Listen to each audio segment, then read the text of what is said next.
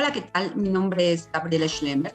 Nos encontramos aquí en un espacio más de Entendiendo la Educación, donde promovemos la reflexión crítica sobre el acontecer de la realidad social, política y económica, desde sus implicaciones al sector educativo del país, con la participación de actores destacados en el ámbito académico, político, eclesiástico, cultural y social. En esta ocasión nos encontramos y agradecemos la presencia de la doctora Annette Irene Santos del Real para conversar sobre un tema que seguramente nos ha hecho reflexionar más de una vez y contar con una voz pues experta en materia, que es la transformación de la escuela. La educación hoy registra un rezago en cuanto a métodos de enseñanza, currículo y tecnología. Y esto trae consigo importantes desigualdades. La pandemia nos impulsó estrepitosamente a hacer cambios, los cuales no significaron precisamente un avance. Es importante que entonces las instituciones educativas vayan haciendo diferentes acciones y procesos para transformarse y así poder continuar ofreciendo en todo momento un servicio educativo pertinente, significativo, que asegure la formación integral de niños y jóvenes en cualquier contexto que se encuentren. Por eso es que contamos hoy con la compañía de la doctora Annette Santos. Ella tiene un doctorado interinstitucional en educación por la Universidad Autónoma de Aguascalientes, que obtuvo con la tesis La educación secundaria, perspectivas de su demanda, tutoreada por el doctor Pablo Latapizarre. También tiene una maestría en investigación y desarrollo de la educación por la Universidad Iberoamericana, es licenciada en pedagogía por la Facultad de Filosofía y Letras de la UNAM y actualmente es directora general del Centro de Estudios Educativos AC desde el 1 de octubre de 2016 y hasta la fecha. El Centro de Estudios Educativos, que se fundó en 1963, es la primera institución en Latinoamérica dedicada a la investigación educativa, con una perspectiva que integra, entre otras disciplinas, la economía, la sociología, para estudiar problemas de educación de una manera más sistémica. Desarrolla proyectos de investigación, innovación, evaluación y formación, todos en el campo educativo. Bienvenida, doctora Annette. Gracias por estar con nosotros. Muchas gracias por la invitación. Es un gusto tener esta oportunidad de compartir con ustedes algunas reflexiones en realidad sobre cómo el desafío que tenemos enfrente y cómo podemos irlo enfrentando. Muchísimas gracias. Seguramente su orientación pues nos va a servir mucho para ir generando los pasos que tenemos que dar hacia la transformación, porque en los últimos tiempos la educación ha debido transformarse a gran velocidad, pero no siempre lo hemos hecho realmente de una manera consciente, de fondo, y tal vez solo hemos hecho algunos cambios de forma. ¿De qué manera podríamos asegurar que los cambios que se han tenido que realizar en nuestras escuelas den lugar a una mejora en la calidad educativa y realmente atendamos los principales problemas de la educación para atender el rezago, la desigualdad, etcétera? Bueno, creo que un primer asunto obligado, digamos, un punto de partida que nos conviene a todos es reconocer en efecto que las escuelas son instituciones permeables, para bien o para mal, y por lo tanto, pues todas las influencias externas afectan el quehacer de la escuela, ¿no? Y entre estas influencias externas, digamos, uno puede situarse en el reconocimiento de que hay cosas que nos preocupan, ¿no?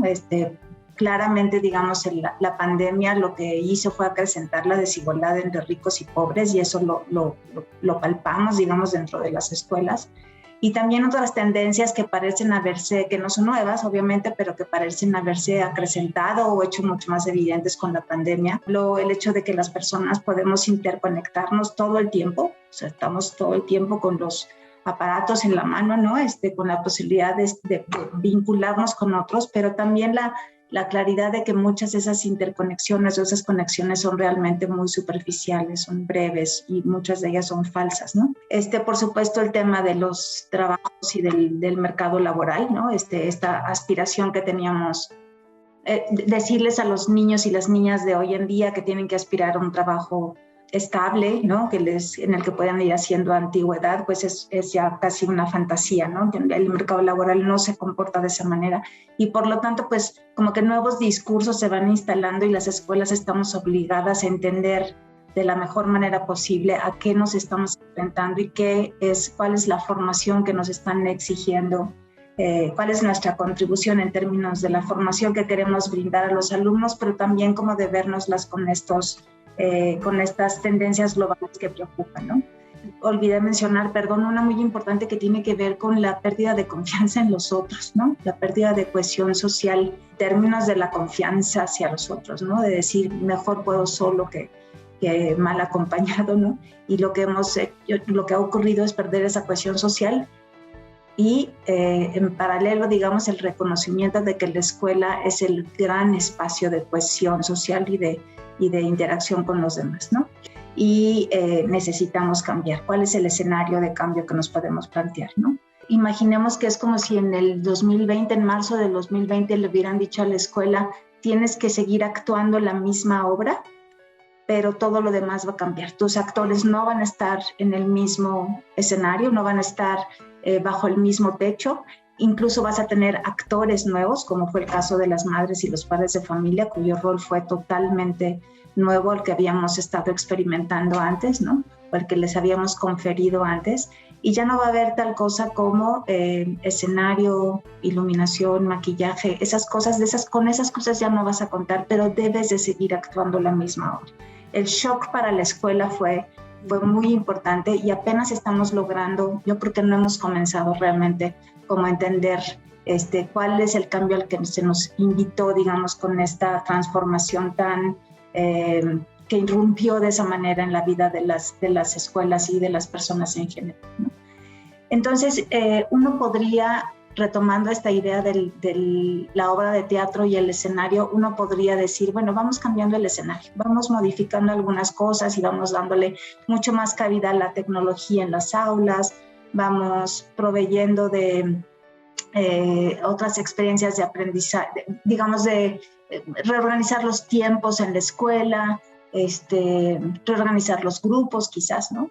Pero también podría ser una oportunidad de cuestionarnos la obra misma y decir, esta es la obra que queremos seguir actuando, ¿no? Y por lo tanto, bueno, mi comprensión y mi propuesta, mi sugerencia es que pues no solo los cambios que tengamos enfrente sean de escenario, sino también como de la obra misma que se nos ha pedido desempeñar, digamos, a lo largo de todo este tiempo, ¿no? Yo creo que no podemos volver a la escuela tal como la conocemos o como la conocíamos antes de la pandemia. Eso sería de verdad inaceptable, ¿no? Y creo que hay dos cometidos. O sea, uno podría plantearse muchas cosas para la escuela ahora, ¿no? Para cualquier institución, pero claramente para las escuelas. Y yo identifico dos cometidos que son súper ambiciosos, o sea, súper ambiciosos. De hecho, pueden sintetizar otros muchos cometidos en ellos, ¿no? Y que tienen que ver con este cambio de escenario y cambio de la obra misma, ¿no? Si lo que queremos es formar estudiantes que puedan ser prósperos, digamos, en un mundo que cambia todo el tiempo y que es complejo y de cambios muy turbulentos como los que hemos visto, y que puedan aplicar su pensamiento para la resolución de problemas personales, pero también de problemas sociales, ¿no?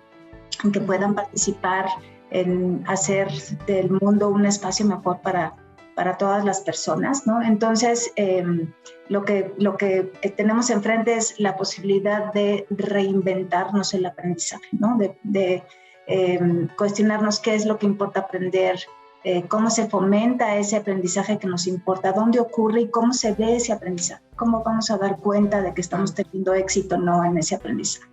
Hay mucha literatura sobre lo que se conoce como aprendizaje profundo o el aprendizaje en profundidad, ¿no? Eso es lo que se está discutiendo hoy en día, que el cometido de las escuelas es ofrecer a los estudiantes la posibilidad de desarrollar capacidad para aprender por cuenta propia. De eso se trata el aprendizaje profundo, ¿no? Y claro. La segunda cosa el segundo gran cometido que tiene que ver con este cambio, no solo de escenario, sino de obra, tiene que ver con tomarse en serio, el tema de la equidad, ¿no? Que no es otra cosa que asegurar que todo lo que hagamos en las escuelas para lograr este aprendizaje profundo en las niñas y los niños, pues sea una oportunidad que se ofrece a todas y a todos, sin importar, digamos, o más bien tomando en cuenta las diferencias entre esas personas. Tomarse en serio el tema de la equidad y de la inclusión que está imbrincada, digamos, en esta búsqueda de equidad, ¿no? Las escuelas no deberían de seguir contribuyendo a la generación de desigualdades sociales, ¿no? Eso es algo que ya no deberíamos de permitirnos. Gracias, doctora Anet. Sí, realmente creo que vivimos como producto de la pandemia una situación muy disruptiva, una situación, digamos, incluso hasta distópica en alguna situación para la escuela, ¿no? Algo que parecía impensable o que realmente si nos lo hubieran planteado así, creo que nunca hubiéramos pensado que sucedería. Las escuelas vacías por largos periodos, los niños en casa, en una circunstancia compleja para poder seguir con el aprendizaje y evidentemente, como usted lo ha señalado, una mayor desigualdad, ¿no? Una profundización en esta brecha de tecnología, de oportunidades, etcétera, ¿no? Y sí, básicamente concuerdo en ese punto con lo que usted nos comenta. Me gustaría que pudiéramos profundizar en cuál considera que serían algunas herramientas o alguna herramienta que permitiera a las escuelas orientarse para esta transformación de su servicio.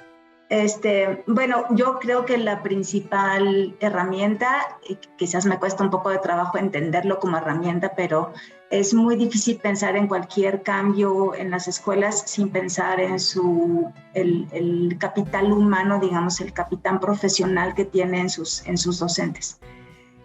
Ya sé que es un lugar común, que todo el mundo habla sobre que el factor clave y de transformación y el valor más importante de las escuelas, después de los estudiantes, obviamente, pues son los docentes, pero es cierto, toda la literatura que hay sobre innovaciones escolares, sobre transformación en las escuelas, sobre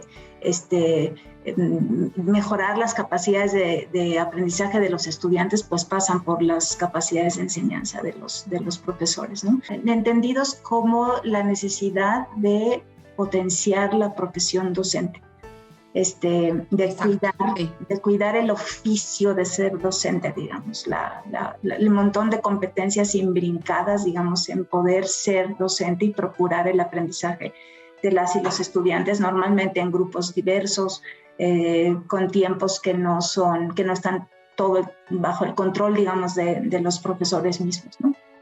Y lo que se sabe, digamos, sobre el trabajo con docentes como esta herramienta de transformación es que tenemos que apostar mucho más al trabajo colegiado, ¿no? A la posibilidad de hacer las transformaciones juntos, ¿no?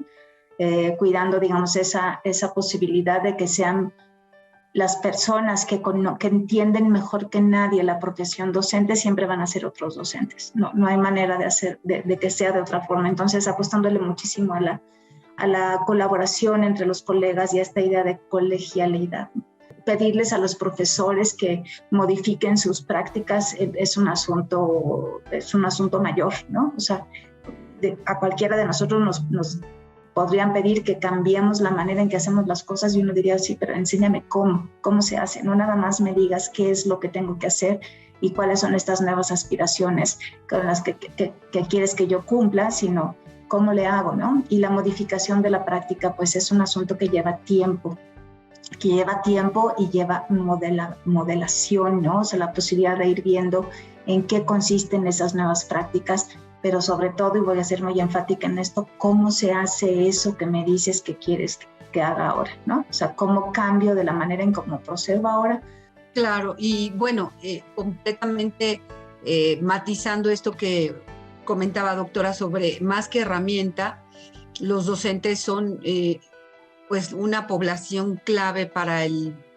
esta transformación, porque sin duda son ellos quienes están en esta problemática, quienes están enfrentando el reto de salir adelante, de continuar con su trabajo y conscientes de cierta manera de la relevancia misma, ¿no? Pero creo que la sociedad también, como usted lo dice, tendríamos que revalorar la profesión, ¿no? Para poderles, pues, dar ahí sí las herramientas necesarias, ¿no? ¿Qué tipo de estrategias nos podría sugerir para que los directivos de las instituciones educativas sigan en este tiempo con la finalidad de evaluar su servicio?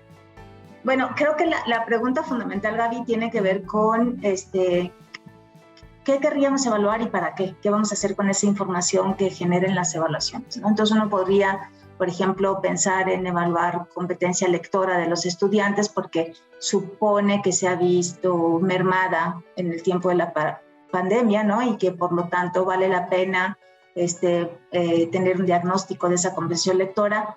¿Y qué vamos a hacer con esa información, ¿no? O sea, que vamos a modificar los programas de estudio, vamos a organizar grupos especiales para trabajar con las y los estudiantes que presenten mayor rezago en términos de comprensión lectora. Vamos realmente a modificar, a plantearnos, digamos, la posibilidad de tener estándares mucho más ambiciosos de comprensión lectora que le exijan a los alumnos otras capacidades analíticas más allá de unas muy simples que suelen tener las pruebas estandarizadas de comprensión lectora, ¿no?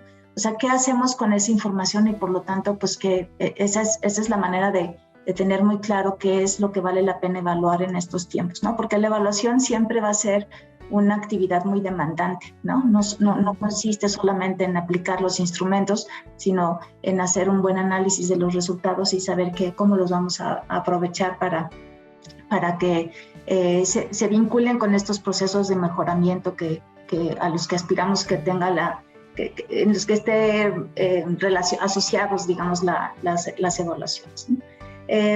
También yo podría sugerir, y como muchas otras personas ahora estamos diciendo que un buen asunto en el que vale la pena poner atención en términos de valoración es en cómo se sienten las estudiantes y los docentes, qué valoración hacen de la escuela misma, a poner más atención en términos de las habilidades socioemocionales, ¿no? O sea, qué ha pasado durante los tiempos de pandemia y cómo se paran ahora frente a la escuela, ¿no? Y yo en general imagino a los directivos de las escuelas, a las directoras y directores como grandes facilitadores del aprendizaje en la escuela, y eso siempre va a estar vinculado con las evaluaciones, ¿no? Como poder reconocer entre los docentes quienes están haciendo un trabajo que vale la pena estudiar con mayor profundidad, ¿no? Para poderlo mostrar a otros o compartir con otros, y también cuáles son los docentes y las estudiantes que tienen más necesidades de apoyo en las escuelas. Ese sería, por supuesto, un buen ejercicio para los directivos, ¿no? Claro, sí, claro, poder identificar aquellas prácticas que les son de beneficio, que permiten el desarrollo, y cuáles son aquellas que hay que modificar, ¿no? Sería como un parámetro interesante. Uh-huh. Doctora, para cerrar nuestra conversación, ¿qué ventajas o desventajas considera que puede tener una escuela que implementa mecanismos de mejora, que tiene más o menos un plan de autoevaluación orientado con objetivos claros para su transformación, para darle resultados a su comunidad? Mira, desventajas no se me ocurre ninguna. Yo creo que cualquier escuela que se proponga mejorar, pues lo que tiene son ventajas. Claro, hay la desventaja de la inseguridad o la ansiedad que puede provocar la idea de cambio misma, ¿no? De este proceso de mejoramiento, pero yo podría identificar más bien como ventajas para las escuelas, porque siempre va a haber como resultado pues un fortalecimiento de una mejor cohesión, digamos, del grupo, si se hace bien, por supuesto. Claro. Yo, mira, cuando ante esta pregunta yo decía, bueno, es que en el sistema educativo siempre tenemos prisa, siempre tenemos que hacer las cosas pronto porque tenemos esta conciencia de que las decisiones que tomamos afectan a generaciones de niños y niñas, o sea, son personas de carne y hueso y afectan sus vidas presentes y sus oportunidades futuras también. Entonces siempre hay prisa por echar a andar estos procesos de transformación y de mejora, ¿no? Y pues la prisa siempre ha sido mala consejera, ¿no? O sea, de verdad, creo que esa es una cosa que y las escuelas lo han padecido mucho, ¿no? Siempre tenemos cambios en el currículum, cambios en los lineamientos de calificación, de acreditación, de evaluación, cambios en los materiales educativos, cambios en las normas y las disposiciones legales, ¿no? Entonces, cuando me pienso en estas cosas, pienso que un primer asunto es realmente darnos el tiempo para hacer esos cambios, ¿no? Me preguntas por mecanismos de mejora que sean realmente efectivos, ¿no? O sea, que sean efectivos para que logren ser realmente eficientes, ¿no? Y yo, con el ánimo de sugerir, pues solo se me ocurre, digamos, me animo a decir cosas como, importa que los que estén implicados en el cambio, que sobre todo van a ser los directivos escolares y el personal docente, pues entiendan las razones de cambio, o sea, ¿por qué necesitamos cambiar? ¿Cuál es ese cambio que nos planteamos o que se está sugiriendo? Y por qué lo necesitamos, que entendamos muy bien las razones que nos invitan a buscar esa transformación, ¿no? Y otra cosa que creo que también vale la pena en esta idea como de los tiempos, de la comprensión común, de darse el tiempo y de asegurar esa comprensión común, es que importa también como desde muy pronto en el proceso, y pienso en la CENEP, por ejemplo, en la diversidad de escuelas que están asociadas, ¿no? De definir qué ha de ser común para todas y qué han de decidir cada una, ¿no? O sea, cómo respetar y honrar, digamos, estos principios de diversidad, inclusión y equidad, ¿no? O sea, qué cosas sí son algo que tenemos que proponernos todas y qué cosas se quedan en el ámbito de decisión de cada escuela, ¿no? No sé si haya algún otro comentario, alguna otra idea que quiera compartirnos con respecto a esta reflexión sobre la transformación que necesitamos hacer a las escuelas. Yo creo que decirles nada más que no están solas, ¿no? O sea, que también algo que ha sido muy claro en esta pandemia es que son la institución social por excelencia, ¿no? Y así como hemos hablado de cómo nos permitió hacer una revaloración del trabajo de los docentes y de la escuela como un espacio de encuentro y de interacción muy rico, ¿no? Pues también nos hace corresponsables del trabajo que hagan las escuelas, ¿no? O sea, no son islas aisladas, son realmente parte de las comunidades y yo creo que del lado de las comunidades tenemos que actuar en consecuencia, ¿no? O sea, tenemos que ser corresponsables de eso, entonces, pues que no están solas y que, pues siempre que podamos las ayudaremos en esta búsqueda de cómo hacer mejor las cosas, ¿no? Pues muchísimas gracias. Contamos entonces con efectivamente instituciones como el CEE, que usted representa, que pueden acercar a las escuelas algunas propuestas, ideas ya más concretas. Igual, desde la Confederación Nacional de Escuelas Particulares, ponemos a disposición de quienes hoy vean esta entrevista, nuestras redes, nuestra página web, y para poder seguir colaborando en el desarrollo de la transformación de los centros educativos. Doctora Annette Irene Santos del Real, agradecemos mucho sus palabras y su tiempo y esperamos poder tener otra ocasión para seguir conversando con usted. No, muchas gracias a ustedes por la invitación, ¿eh?